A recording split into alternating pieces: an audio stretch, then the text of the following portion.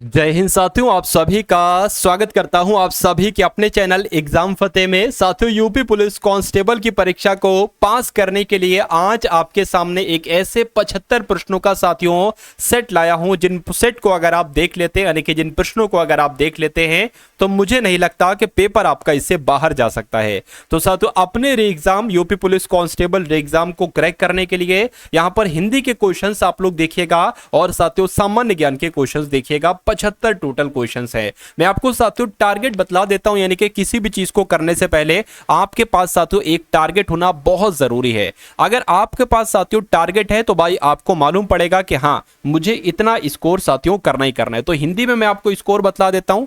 हिंदी की अगर बात करें साथियों, हिंदी का आज जो मैंने यहां पर क्वेश्चंस लिए हैं वो 37 क्वेश्चंस लिए हैं। और किस लेवल के क्वेश्चंस लिए हैं तो साथियों मॉडरेट लेवल के क्वेश्चंस लिए हैं। तो इसमें आपका स्कोर साथियों जो होना चाहिए वो 25 से 26 प्रश्नों का होना चाहिए। यानी कि 25 से 26 प्रश्न अगर आप सही कर देते हो तो आपकी हिंदी साथियों अच्छी मानी जाएगी। उसके अलावा अगर बात करें जीएस में, जैसे 38 क्वेश्चन आपके एग्जाम में पूछे जाते हैं वैसे ही मैंने लिए हैं। और इन 38 क्वेश्चन में से आपका स्कोर साथियों 16 से 17 का रहना चाहिए। इतना स्कोर साथियों आपका होना ही होना चाहिए। तो पहला प्रश्न आपकी स्क्रीन पर है साथियों, देखिए और बताइए राइट आंसर क्या होगा। चलिए, शब्द की सबसे छोटी इकाई को क्या कहा जाता है? तो शब्द की सबसे छोटी इकाई को क्या कहा जाता है साथियों? वर्ण कहा जाता है। आंसर आपका जाएगा बी के साथ। उसके बाद देखिए, जातिवाचक संज्ञा इसमें से कौन सी है? तो ये तो व्यक्तिवाचक है, ये भी नहीं जातिवाचक है। देखिए, अगर बात करते हैं वकील है या डॉक्टर है तो ये जातिवाचक की श्रेणी में आता है, इसलिए राइट आंसर आपका हो जाता है डी।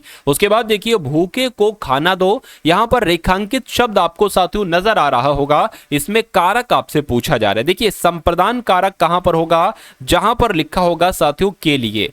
क्या लिखा होगा साथियों? के लिए लिखा होगा। उसके अलावा अपादान कारक कहां पर होगा? जहां पर लिखा होगा से। और करण कारक कहां पर लिखा होगा? जहां पर होगा से। लेकिन यहां पर अलगाव होता है, यहां पर मिलन होता है एक तरीके से। और कर्ता की जब हम बात करते हैं तो ने आता है। अब यहां पर देखिए प्रश्न की तरफ कि भूखे को खाना दो, या कह सकते हैं भूखे के लिए खाना दो। क्या साथियों? भूखे के लिए खाना दो। जैसे होता नहीं है, राजा ने भिखारी को कंबल दिया, तो इसको हम ऐसे भी कह सकते हैं राजा ने भिखारी के लिए कंबल दिया। तो वहां पर के लिए आ गया था, और जहां पर के लिए आ जाए साथियों तो वहां पर संप्रदान कारक होता है।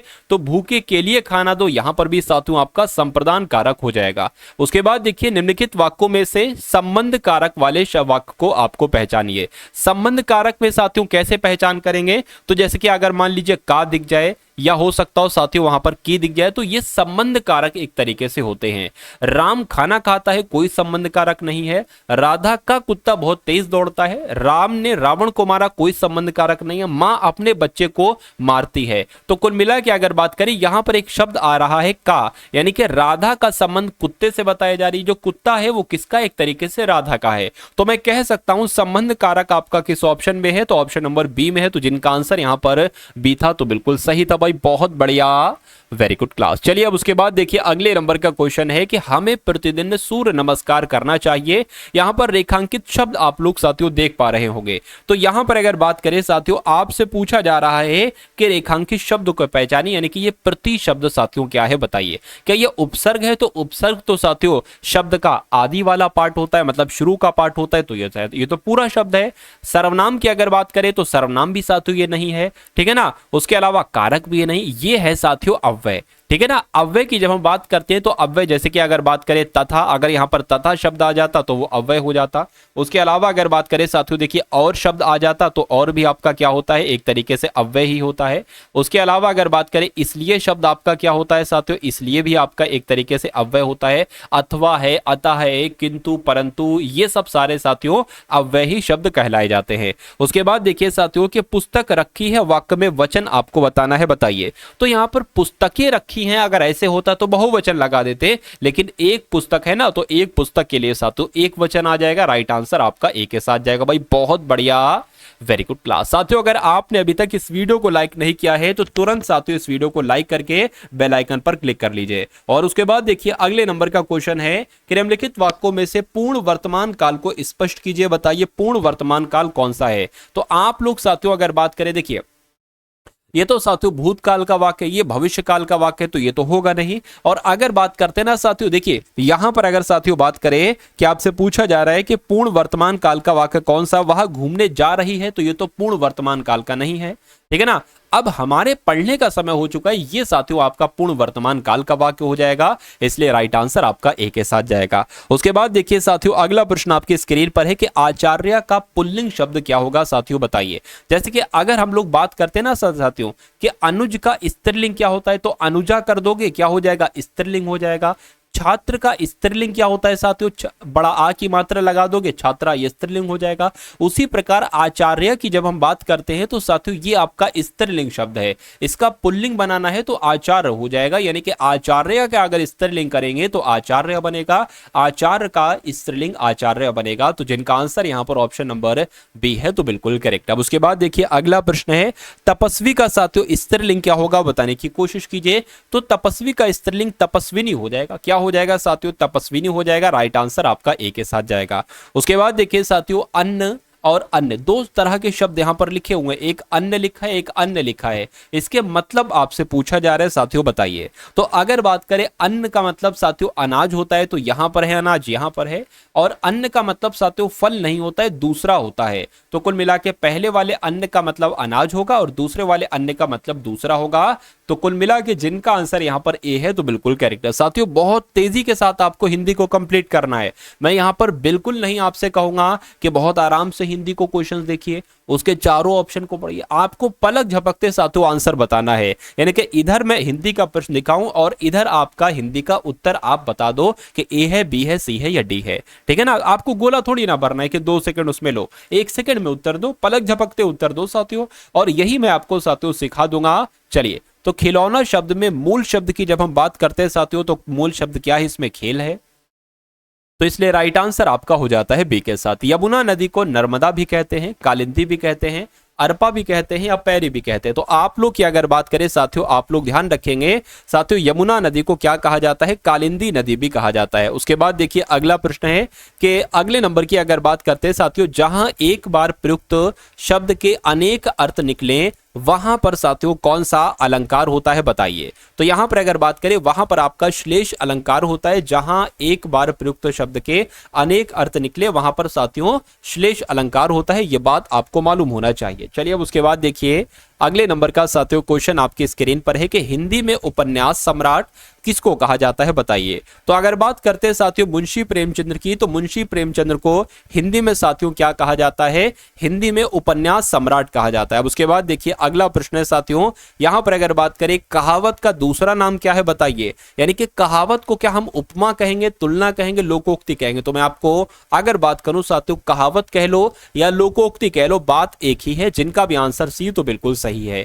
शीत का विलोम क्या होगा साथियों, बताइए। तो शीत की अगर बात करें, कहते नहीं शीतकालीन और उष्णकालीन, तो कुल मिला के अगर बात करें शीत का विलोम क्या हो जाएगा, उष्ण हो जाएगा। सही जवाब आपका जाएगा डी के साथ। उसके बाद देखिए नेक्स्ट नंबर का क्वेश्चन है, मीन का पर्यायवाची आपसे पूछा जा रहा है। देखिए मीन की अगर बात करें ना, तो मीन का पर्यायवाची इसमें से साथियों क्या हो जाएगा, मत्स्य हो जाएगा, मत्स्य हो जाएगा। तो जिनका भी आंसर यहां पर ऑप्शन नंबर डी है, तो बिल्कुल करेक्ट हो जाता भाई, बहुत बढ़िया, वेरी गुड क्लास। चलिए अब उसके बाद देखिए साथियों नेक्स्ट नंबर का क्वेश्चन है कि कार के आरंभ में ही विघ्न पड़ना किस मुहावरे का अर्थ है, बताइए। तो यहां पर अगर बात करते हैं साथियों कि इस क्वेश्चन का राइट आंसर जो होगा, यानी कि सिर मारना या सिर पर सेहरा बंधा होना या सिर मुड़ाते ही ओले पड़ना, बिल्कुल साथियों मतलब कार्य शुरू करते ही विघ्न पड़ना, यानी कि सिर मुड़ाते ही ओले पड़ना। राइट आंसर आपका जाएगा सी के साथ। उसके बाद देखिए साथियों अगला प्रश्न है कि सूर्योदय में कौन सी संधि है, बताइए। तो अगर संधि विच्छेद करेंगे ना, तो सूर्य धन उदय हो जाएगा। और आप कभी भी देखेंगे साथियों इस प्रकार की मात्रा है या इस प्रकार की मात्रा है, तो वहां पर हमेशा गुण संधि होती है। कौन सी संधि होती है, गुण संधि होती है। उसके बाद देखिए मिलाप शब्द में प्रत्यय कौन सा है, बताइए। चलिए तो मिल हो जाएगा, धन आप हो जाएगा, यानी कि मिलाप शब्द में कौन सा प्रत्यय हो जाएगा, आप हो जाएगा। जिनका भी आंसर यहां पर बी था, तो बिल्कुल सही था। निम्नलिखित में से कौन सा तत्सम शब्द नहीं है, बताने की कोशिश करेंगे, बताइए। देखिए तत्सम शब्द की जब हम बात करते हैं साथियों, तो तत्सम शब्द वो होते हैं जिनका एक तरीके से ठीक है, जिनको हम थोड़ा सा कम इस्तेमाल करते हैं, ठीक है ना। वैसे यहाँ पर तो सारे इस्तेमाल करते हैं हम लोग। तो कुल मिला के शोक आपका तत्सम शब्द है, पृथ्वी आपका तत्सम शब्द है, चंद्र आपका तत्सम शब्द है, लेकिन परक शब्द की अगर बात करते हैं तो ये आपका एक तद्भव शब्द हो जाएगा। इसलिए जिनका आंसर यहाँ पर डी था तो बिल्कुल सही था। उसके बाद देखिए अगला प्रश्न है साथियों कि निम्नलिखित में से कौन सा वाक्य गलत है, कौन सा वाक्य एक तरीके से अशुद्ध है, बताइए। आज मैं यहीं रहूंगा, सज्जन लोग भला ही सोचते, क्या लिखा हुआ है, अशुद्ध वाक्य, यानी कि वाक्य आपको जो अशुद्ध है उसका चयन करना है। क्या तुम कॉलेज जाते हो, बिल्कुल सही है। अभी तक पत्र नहीं मिला, बिल्कुल सही। और सज्जन लोग भला ही सोचते, ये भी सही है। आज मैं यही रहूंगा, नहीं साथियों, यही रहूंगा होना चाहिए। तो कुल मिला के त्रुटि कहां पर है साथियों, ऑप्शन नंबर ए में है, तो यही आपका सही जवाब हो जाता है। उसके बाद देखिए वर्णों की एक से अधिक बार आवृत्ति किस अलंकार में होती है, बताइए। तो यहां पर साथियों ऐसा तो आपका अनुप्रास अलंकार में होता है कि वहां पर वर्णों की आवृत्ति होती है बार बार, यानी कि एक वर्ण बार बार आता है। तो कुल मिला के जिनका आंसर यहां पर सी तो बिल्कुल सही है। साथियों हिंदी में आप देखिएगा कि कितने क्वेश्चन आपके यहां पर बिल्कुल सही हो पा रहे हैं।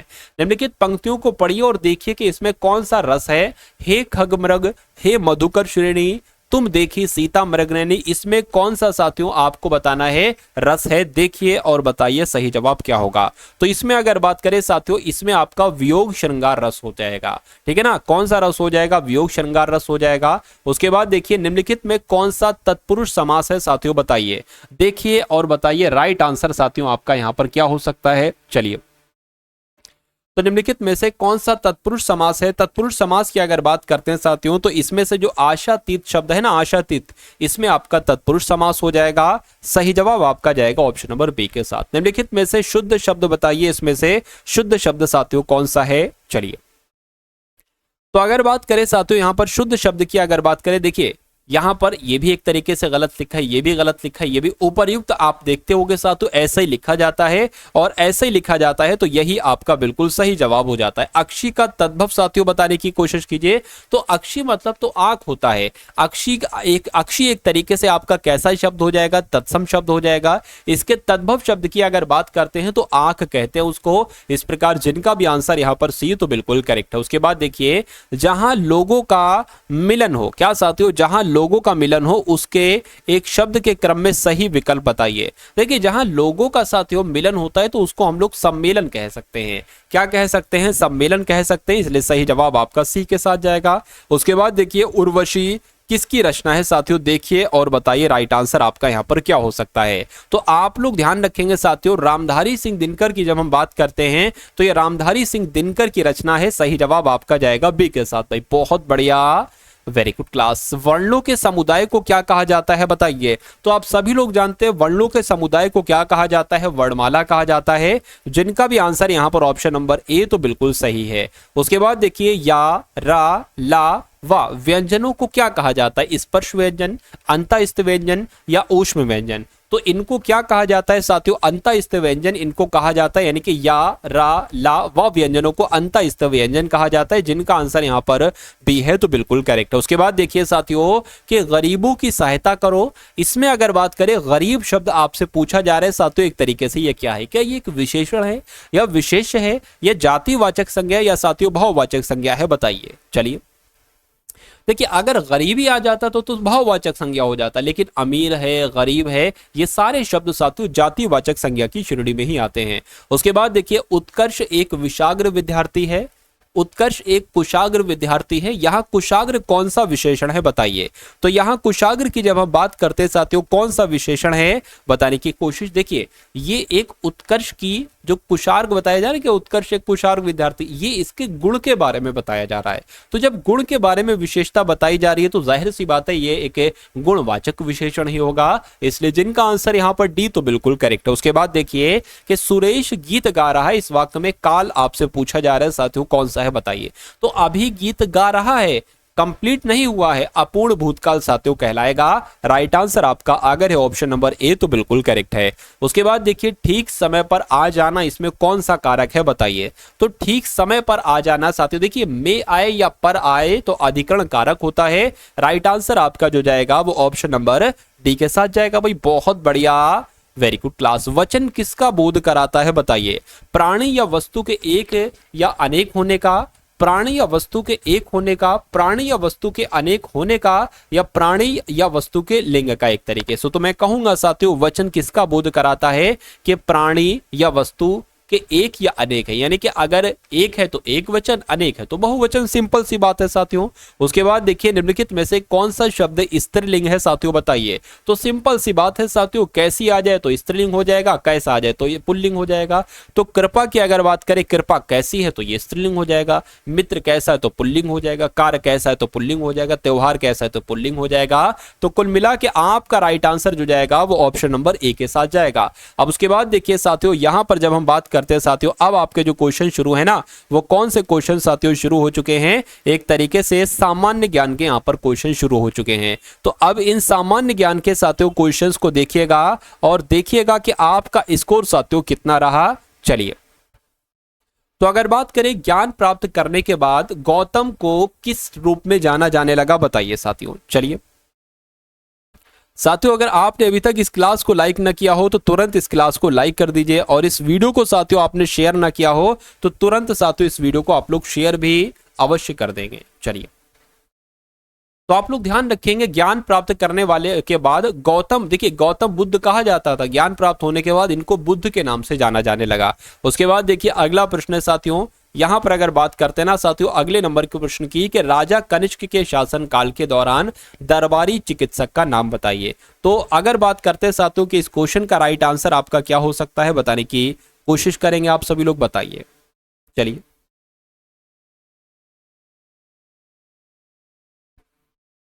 चलिए, तो अगर आपका आंसर यहां पर चरक है तो बिल्कुल सही हो जाता है, यानी कि आप लोग ध्यान रखेंगे राजा कनिष्क के शासन काल के दौरान दरबारी चिकित्सक कौन थे, तो साथियों चरक थे। उसके बाद देखिए अशोक के आक्रमण के दौरान कलिंग की राजधानी साथियों क्या थी, तो अशोक के आक्रमण के दौरान कलिंग की राजधानी साथियों तोशाली थी। राइट आंसर आपका अगर है ऑप्शन नंबर डी के साथ तो बिल्कुल करेक्ट है।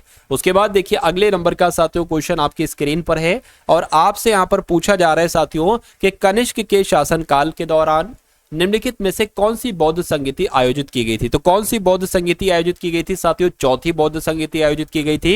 राइट आंसर आपका जाएगा डी के साथ। निम्नलिखित में से किस शासक के दरबारी कवि हरिशेन थे बताइए। तो जो समुद्रगुप्त के साथियों दरबारी कवि थे ना, इनका नाम क्या था, इनका नाम साथियों हरिशेन था। राइट आंसर आपका जाएगा बी के साथ। 1556 में पानीपत का दूसरा युद्ध किनके मध्य हुआ था, तो 1556 में साथियों पानीपत का दूसरा युद्ध हुआ था, यह अकबर और हेमू के बीच हुआ था, इसलिए सही जवाब आपका अगर है ऑप्शन नंबर सी के साथ तो बिल्कुल करेक्ट भाई, बहुत बढ़िया, वेरी गुड क्लास। चलिए अब उसके बाद देखिए साथियों नेक्स्ट नंबर का क्वेश्चन अगर मैं आपको यहां पर दिखा दूं तो राइट आंसर आप क्या बताओगे बताइए। यहां पर लिखा हुआ है भक्ति आंदोलन को उत्तर भारत में लाने का श्रेय इनमें से किसको जाता है, तो साथियों रामानंद को जाता है। राइट आंसर आपका ऑप्शन नंबर सी हो जाता है। उसके बाद देखिए 10वें या आखिरी सिख गुरु कौन थे, तो इनका नाम आप लोग ध्यान रखेंगे, गुरु गोविंद सिंह की अगर बात करते हैं तो ये साथियों सिखों के आखिरी गुरु थे या 10वें गुरु थे, एक तरीके से हम लोग कह सकते हैं। उसके बाद देखिए अगला प्रश्न है साथियों, रानी लक्ष्मीबाई का विवाह झांसी के निम्नलिखित में से किस राजा के साथ हुआ था, तो गंगाधर राव के साथ हुआ था। यानी कि रानी लक्ष्मीबाई का विवाह किस राजा के साथ हुआ था, गंगाधर राव के साथ हुआ था। उसके बाद देखिए टीपू सुल्तान कहां के शासक थे, तो ये तो मैसूर के शासक थे। कहां के शासक थे साथियों, ये मैसूर के शासक थे, जिनका आंसर यहां पर था ऑप्शन नंबर सी, तो बिल्कुल करेक्ट भाई, बहुत बढ़िया, वेरी गुड क्लास। अब आप साथियों इस क्वेश्चन का राइट आंसर बताइए।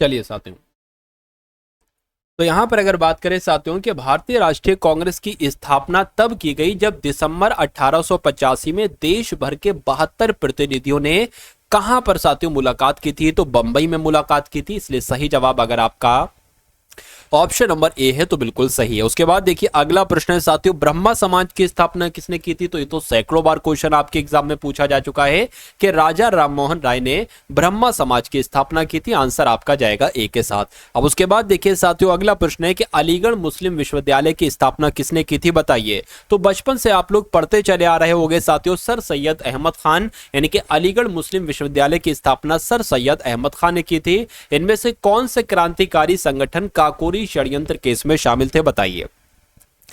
तो अगर बात करें साथियों, ये एक हिंदुस्तान रिपब्लिकन एसोसिएशन है, ये क्रांतिकारी संगठन है जो कि साथियों काकोरी षड्यंत्र में केस में शामिल था। राइट आंसर आपका डी हो जाता है। चलिए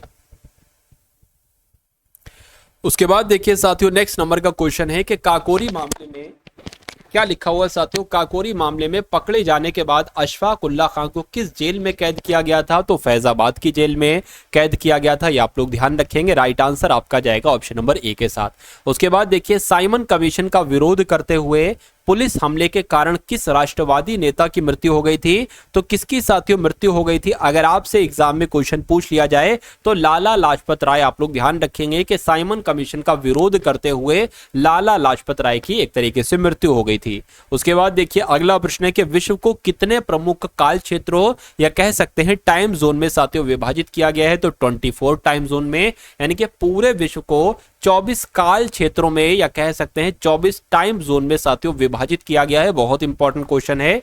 उसके बाद देखिए, अगले नंबर का क्वेश्चन है साथियों, किस देश में यूरेनियम का सर्वाधिक भंडार पाया जाता है? तो ये तो साथियों ऑस्ट्रेलिया में पाया जाता है। अगर आपसे एग्जाम में पूछा जाए कि यूरेनियम के सबसे ज्यादा भंडार कहां पर पाए जाते हैं, तो ऑस्ट्रेलिया में पाए जाते हैं। अब उसके बाद देखिए, अंतरराष्ट्रीय चावल अनुसंधान संस्थान ये साथियों कहां पर स्थित है? तो अंतरराष्ट्रीय चावल अनुसंधान संस्थान ये साथियों कहां पर है? फिलीपींस की राजधानी मनीला में है अंतरराष्ट्रीय चावल अनुसंधान संस्थान, ये आप लोग ध्यान रखेंगे। राइट आंसर आपका जाएगा डी के साथ। उसके बाद देखिए, अगला प्रश्न है कि निम्न श्रेणी का भूरा कोयला इसको क्या कहा जाता है? तो निम्न श्रेणी का जो भूरा कोयला होता है साथियों, इसको लिग्नाइट कहा जाता है। राइट आंसर अगर आपका है ऑप्शन नंबर बी, तो बिल्कुल करेक्ट है। और उसके बाद देखिए, अगला प्रश्न है, सर्दियों में उगाई जाने वाली फसलें जिनकी वसंत में कटाई की जाती है, इन फसलों को क्या कहा जाता है? तो ये साथियों रबी की फसलें होती है, जो सर्दियों में तो उगाई जाती हैं और इनको वसंत में साथियों काट लिया जाता है। अगर इनकी बात करते हैं साथियों, रबी की फसलें ये आपकी कहलाई जाती है। अगले नंबर का क्वेश्चन देखिए कि भारत की राष्ट्रीय आय का आकलन करने वाली संस्था कौन सी थी? तो इस संस्था का नाम साथियों केंद्रीय सांख्यिकी संगठन है। एग्जाम में क्वेश्चन बहुत पूछा जाता है कि भारत की राष्ट्रीय आय का आकलन किस संस्था ने किया था? तो केंद्रीय सांख्यिकी संगठन ने किया था। उसके बाद देखिए, अगले नंबर का प्रश्न है कि भारत में आर्थिक सुधार 1991 के दौरान प्रधानमंत्री कौन थे? बताइए। तो उस समय साथियों प्रधानमंत्री कौन थे? पीवी नरसिम्हा राव थे। कौन थे साथियों? भारत में आर्थिक सुधार जब हुआ था 1991 के दौरान, उस समय प्रधानमंत्री पीवी नरसिम्हा राव थे, ये आपको मालूम होना चाहिए। चलिए उसके बाद देखिए साथियों, अगले नंबर का क्वेश्चन आपकी स्क्रीन पर है कि निम्नलिखित में से किस क्रांति ने तिलहनों के उत्पादन में वृद्धि की थी? तो अगर बात करें साथियों यहां पर पीली क्रांति की, तो पीली क्रांति ने ही साथियों तिलहनों के उत्पादन में वृद्धि की थी। राइट आंसर आपका जाएगा ऑप्शन नंबर डी के साथ। अब उसके बाद देखिए, अगले नंबर का साथियों क्वेश्चन आपकी स्क्रीन पर है कि विशेष कृषि क्षेत्र स्थापित करने वाला पहला भारतीय राज्य कौन सा है? तो साथियों वो उत्तराखंड है। यानी कि आप लोग ध्यान रखेंगे कि विशेष कृषि क्षेत्र स्थापित करने वाला पहला भारतीय राज्य कौन सा है? तो उत्तराखंड है। राइट आंसर आपका जाएगा सी के साथ। उसके बाद देखिए साथियों कि गरीबी को मापने के लिए, क्या साथियों, गरीबी को मापने के लिए उपयोग की जाने वाली सामान्य विधि जो आय के उपभोग के स्तर पर आधारित होती है, उसको क्या कहा जाता है साथियों? उसको गरीबी रेखा एक तरीके से कहा जाता है। यानी कि गरीबी को मापने के लिए उपयोग की जाने वाली सामान्य विधि जो आय के उपभोग के स्तर पर आधारित होती है, इसको गरीबी रेखा कहा जाता है। उसके बाद देखिए, भारत में सर्वाधिक जनसंख्या वाला राज्य कौन सा है? तो सबसे ज्यादा जनसंख्या पूछी जा रही है साथियों। सबसे ज्यादा जनसंख्या तो कहां पर है साथियों? सबसे ज्यादा जनसंख्या तो उत्तर प्रदेश में। अगर आपसे पूछा जाता साथियों कि भारत में सर्वाधिक जनघनत्व वाला राज्य कौन सा है, तो बिहार आप बताते। भारत में सबसे ज्यादा लिंग अनुपात कहां का है? तो केरल का है। भारत में सर्वाधिक नगरीय जनसंख्या वाला राज्य कौन सा है? तो महाराष्ट्र आप बताते। तो इतनी जानकारी साथियों आपको मालूम होना चाहिए। चलिए, हृदय योजना की अगर बात करें, एग्जाम में पूछा जा चुका है साथियों, तो आप लोग ध्यान रखेंगे राष्ट्रीय विरासत विकास से संबंध है साथियों हृदय योजना का, यह आपको मालूम होना चाहिए। सही जवाब आपका जाएगा डी के साथ। चलिए, तो अब ये एक क्वेश्चन साथियों आपके स्क्रीन पर है, रीजनिंग का एक छोटा सा साथियों यहां पर हम लोग क्वेश्चन जो है ना वो साथियों देख लेंगे। चलिए, कोई दिक्कत नहीं है।